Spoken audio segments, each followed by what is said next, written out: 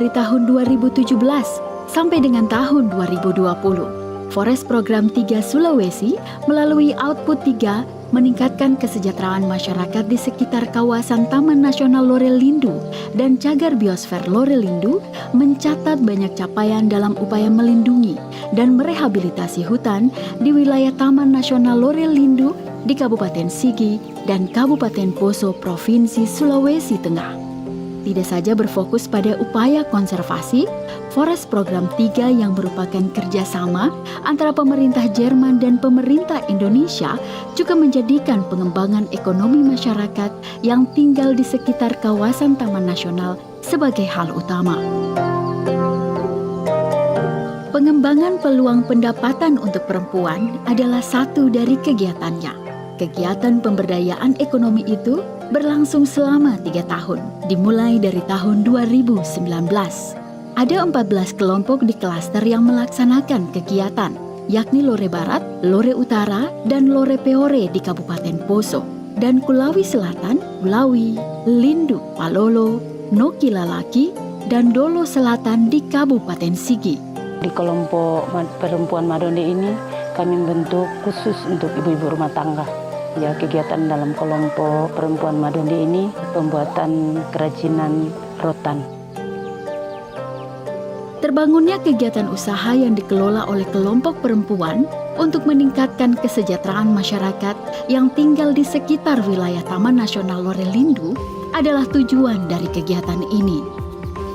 3 tahun kegiatan ini dirancang, memasuki tahun ketiga atau di tahap akhir, peta jalan kegiatan mengamanatkan kelompok perempuan telah menjalankan usaha mereka secara mandiri dan berkelanjutan dalam upaya mendukung kelestarian cagar biosfer Lorelindu. Pembuatan bingka, kalau bahasa Badak itu bingka, tapi itu bakul. Baru beberapa jenis juga. Ada vas bunga, piring keranjang, baki, dan bisa tergantung dari yang dipesanan. Forest Program 3 Sulawesi yang dikoordinasikan oleh Balai Perhutanan Sosial dan Kemitraan Lingkungan melalui Output 3 sejak Mei hingga September 2020 telah menyelesaikan kegiatan PLUP, Participatory Land Use Planning, atau perencanaan tata guna lahan partisipatif. Nah, perekonomian masyarakat khususnya di bidang petani itu, kalau di kemarin-kemarin saya rasa tidak ada masalah. Cuma dengan adanya bencana, di situ semua sudah bermasalah. Ekonomi sudah mulai menurun, pemukiman sudah mulai tidak jelas lagi sebagian. Pemulihan ekonomi belum ada kejelasan dari mana semua nanti sumbernya ekonomi itu bisa pulih. Jadi itu dengan pengharapan kita dengan program ini, ya mudah-mudahan bisa ada perubahan toh. Kegiatan dilakukan di 2 kecamatan di Kabupaten Sigi. Di Kecamatan Kulawi, yakni Desa Marena, Salua, Namo, Bola Papu, Mata Uwe, dan Sungku. Di Kecamatan Dolo Selatan, yakni Desa Bangga, Walatana, Bulu Bete, Baluase, dan Rogo. Seperti ini, kita mengambil titik rawan bencana, jadi jelas ketika kita sudah keluarkan output petanya, kondisi titik rawan bencana yang sudah kita masukkan bisa menjadi parameter utama dalam pembangunan wilayah yang berkelanjutan lagi. Kegiatan PLUP yang didasari oleh potensi lahan dan air di desa bertujuan untuk menjaga kelestarian lingkungan dengan pendekatan memahami potensi dan kondisi biofisik, ekonomi, dan sosial. 2 hal utama dalam kegiatan PLUP adalah lahirnya dokumen penetapan batas desa beserta sistem informasi geografisnya. Dalam tahapan kegiatan, BPSKL berkolaborasi dengan lembaga pemangku kepentingan utama, yakni Balai Besar Taman Nasional Lorelindu. Kerjasama juga tentu saja dilakukan intensif dengan pemerintah daerah di 2 kabupaten, Sigi dan Poso, dan pemerintah Provinsi Sulawesi Tengah.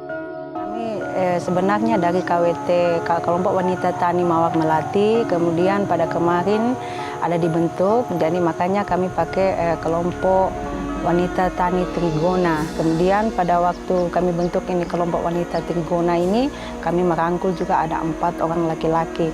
Dan kegiatan kami yaitu di menggarap sawah juga, di perkebunan juga, sambil berladang juga.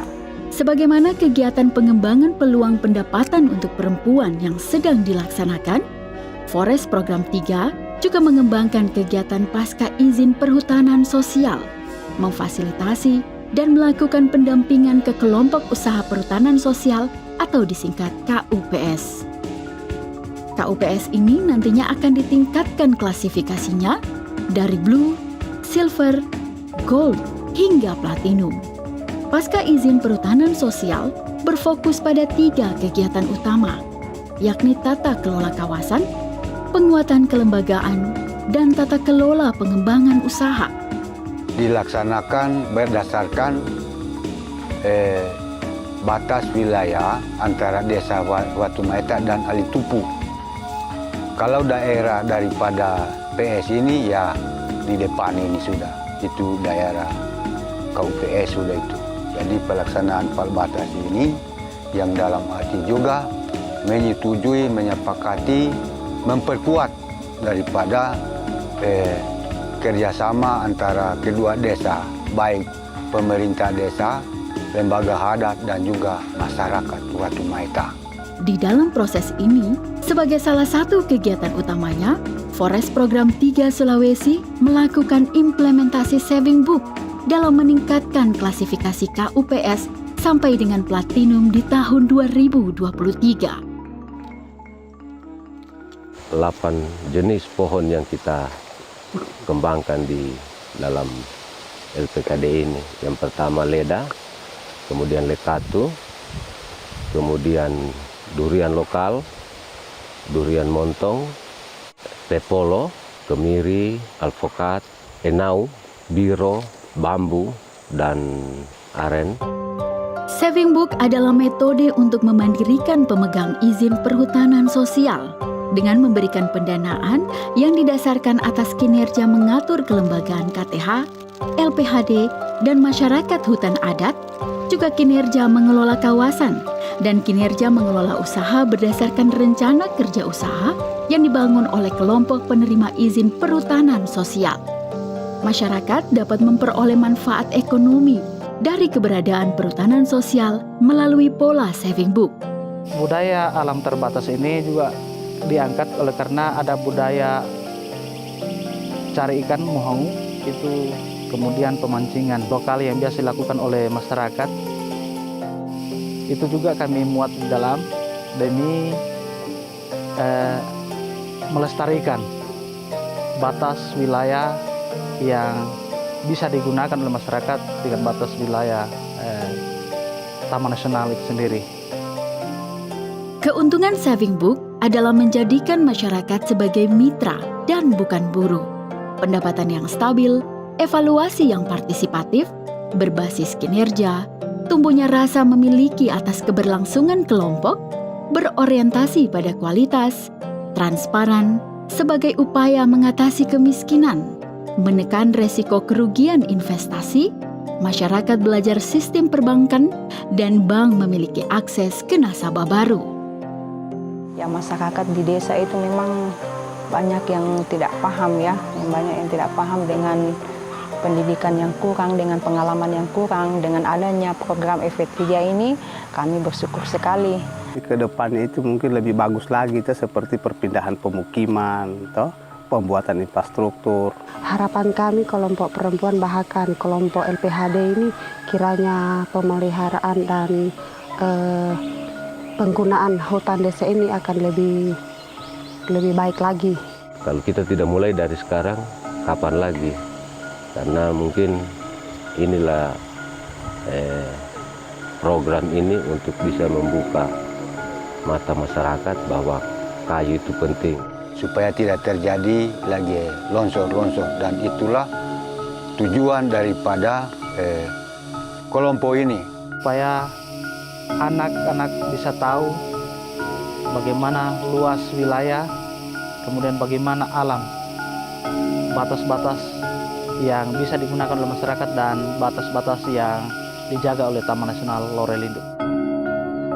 Seluruh kegiatan yang masuk dalam kegiatan Forest Program 3 Sulawesi merupakan bagian besar dalam upaya menjaga keutuhan cagar biosfer Lorelindo, di antaranya pembangunan hutan di areal rehabilitasi, agroforestry, dan hutan rakyat, akan meningkatkan pendekatan pembangunan hutan dengan pola pemberdayaan masyarakat, ditujukan untuk memulihkan kondisi lingkungan berupa tutupan lahan, keanekaragaman hayati, kesuburan tanah, dan tata air, sekaligus di saat yang sama meningkatkan pendapatan dan kesejahteraan masyarakat untuk keberlanjutan hidup mereka yang berada di dalam dan sekitar kawasan hutan, agar alam dan manusia bisa berjalan beriringan.